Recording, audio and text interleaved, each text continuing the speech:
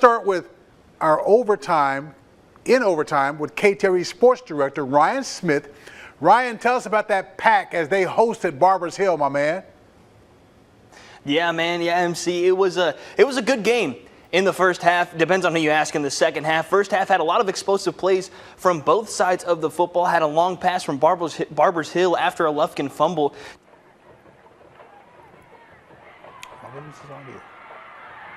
Lufkin really took over after a Kevondrick Taylor. He was last week's Spotlight Player of the Week, and for good reason. He definitely left his fingerprints on this football game. Had a long touchdown, had a long punt return to set up another touchdown right before halftime. And it was really, I mean, once it got to that point after the Taylor touchdown, it was all Lufkin, 22-14 at halftime, and then the Lufkin defense does what they've been doing this entire year, and they pitch a second half shutout in the second half to win it 32-14, kickoff district play 1-0, unlike what they did last year. Well, I'll tell you what, Lufkin has really been impressive the last 2 weeks. And there's a reason why. That was Lufkin, right? Because it's overtime. Is it overtime? Is that what we had? Okay. I feel like I'm in the twilight zone here all by myself. But I got Ryan, though. But they're really playing strong ball. And, you know, I'd be at ease to say maybe their second best game was a 7-6 loss to Longview to kick the season off. And so to see that they're still playing up to their level of talent. And Coach Todd Quick, as you're finding out real quick, pardon the pun there, Ryan, that he is a great coach. He's a good coach. He knows how to coach these guys up. And so tonight, they open up district play. They get a win. And what impressed you the most about this team overall before we let you go?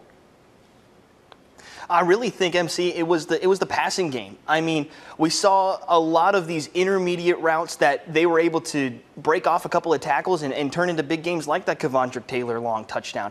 It was, I mean, really the passing game was very impressive. That's how they moved the ball down the field a lot. And especially at the high school level, it's not something you generally see. I know we're moving towards a more pass-centric style of offense, style of play in football in general, and it seems like it's finally starting to hit at the high school level, especially, and that was clear tonight with a lot of impressive passing from Lufkin, from both teams, but especially Lufkin, and then of course in the second half, the defense doing what it does, pitching a second half shutout to get that 32-14 win. And like you said, MC, you said the second most impressive game you feel like was that early loss to Longview earlier in the season, and you know it was a rainy.